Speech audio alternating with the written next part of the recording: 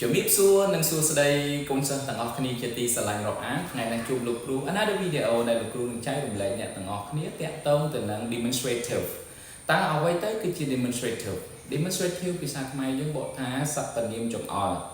ថាតើសព្វនាមចង្អុលទាំងអស់នោះគេប្រើយ៉ាងដូចម្ដេចខ្លះតើឥឡូវយើងទៅមើលមេរៀនរបស់យើងទាំងអស់គ្នាអញ្ចឹង demonstrative របស់យើងថ្ងៃនេះគឺយើងមាន4ទី1គឺ this that this those តើនេះ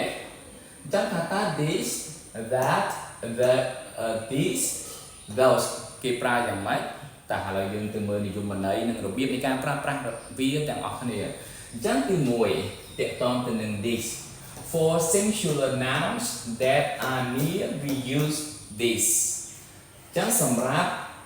noun ដែលជាឯកវចនៈដែលនៅចិត្តអូខេដែលនៅចិត្តយើងប្រើប្រាស់ពាក្យថា this អញ្ចឹងឯកវចនៈហើយនៅចិត្តគឺយើងប្រើពាក្យថា this ឥឡូវយើងទៅមើលឧទាហរណ៍ទាំងអស់គ្នាទី1 this is a good book អូខេអញ្ចឹងវាបង្ហាញអំពីវត្ថុមួយដែលវានៅក្បែរយើងវានៅចិត្តយើងអូខេអញ្ចឹង this is a good book អញ្ចឹងពាក្យថា a good book នឹងឯងគឺជា singular noun ដែលគេប្រើជាមួយនឹងពាក្យថា this អូខេតោះឥឡូវយើងទៅឧទាហរណ៍ទី2 this is a new car នេះគឺជាឡានថ្មីមួយអញ្ចឹងវាបង្ហាញអំពីរបស់មួយដែលនៅចិត្តយើងតើតើតទៅនឹង this តើឥឡូវយើងទៅចំណុចមួយទៀតគឺ that តើ that គេប្រើមិនទៅអញ្ចឹងfor singular nouns that are far we use that សម្រាប់នាមដែលជាឯកវចនៈដែលប្រើនៅឆ្ងាយចង្អុលបង្ហាញអ្វីដែលនៅឆ្ងាយហើយជាឯកវចនៈគឺយើងប្រើពាក្យថា that or demonstrative that ចឹងឥឡូវយើងទៅមើលឧទាហរណ៍របស់យើងទាំងអស់គ្នាទី1 that is a nice bookនោះគឺជាសៀវភៅល្អមួយក្បាលពាក្យថានោះមានន័យថាឆ្ងាយហើយចង្អុលបង្ហាញទៅវត្ថុដែលមានតែមួយហើយនៅឆ្ងាយពីដៃឬក៏ភ្នែករបស់យើងចំណុចទី2 that is an elephant អូខេនោះគឺជាកង្ហាលចាស់មួយអញ្ចឹងពាក្យថានោះមានន័យថាឆ្ងាយហើយវាបង្ហាញតែ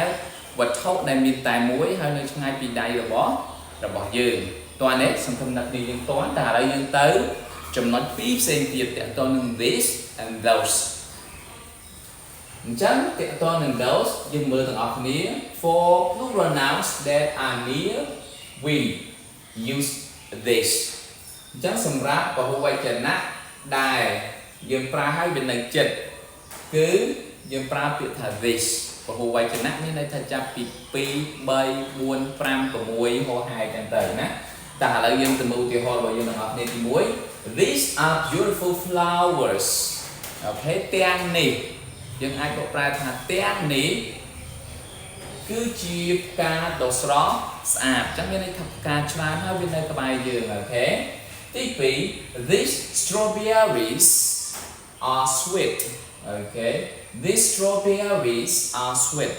ចឹងពាក្យថា this ហ្នឹងគឺបង្ហាញអំពីអ្វីមួយដែលមានចំនួនច្រើនហើយវានៅក្បែរយើងអញ្ចឹងគេបកថា strawberry ទាំងនេះគឺផ្អែមតើនេះតែឥឡូវយើងទៅចំណុចមួយទៀតគឺតាក់ទងទៅនឹង those អញ្ចឹង those គឺយើងប្រើជាមួយនឹង plural noun ដែរហើយវានៅឆ្ងាយពីយើងវត្ថុទាំងអស់នោះគឺវានៅឆ្ងាយពីយើងណាតើឥឡូវយើងទៅមើលឧទាហរណ៍របស់យើងទាំងអស់គ្នាទី1 I love those books I love those books មានន័យថាខ្ញុំស្រឡាញ់សៀវភៅទាំងនោះមានន័យថាឆ្ងាយពីដៃរបស់យើងអូខេយ៉ាហើយវាជាពហុវចនៈតើឥឡូវយើងទៅចំណុចទី2 Those birds are big ភាសាទៀត Those birds are big បាក់សីទាំងនោះគឺធំយ៉ាអញ្ចឹងវាបង្ហាញអំពីអីគេយ៉ាបង្ហាញអំពីអ្វីដែលនៅឆ្ងាយពីដៃរបស់យើងនៅឆ្ងាយពីភ្នែករបស់យើងអូខេ ចឹងយើងប្រើពាក្យថា those ហើយបូកជាមួយនឹង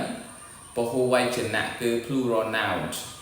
អញ្ចឹងត្រឡប់មកមេរៀនរបស់យើងវិញគឺថ្ងៃនេះយើងរៀនបានពាក្យថា these គឺយើងនិយាយអំពីអ្វីមួយដែលនៅជិតយើងហើយយើងប្រើជាមួយនឹង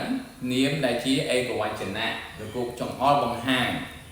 អូខេនាមដែលជាឯកវចនៈទី2គឺយើងប្រើពាក្យថា that អ្វីមួយដែលនៅឆ្ងាយពីយើងហើយយើងប្រើជាមួយទៅនឹងនាមដែលមានតែមួយតែឥឡូវយើងទៅមួយទៀតគឺពាក្យថា these មានន័យថាទាំងនេះអូខេគឺវានៅក្បែរយើងហើយគេប្រើវាជាមួយទៅនឹងពហុវចនៈហើយទី2ទី3គឺ those អូខេ those គឺយើងនិយាយអ្វីដែលនៅឆ្ងាយពីដៃរបស់យើងហើយគេប្រើជាមួយនឹង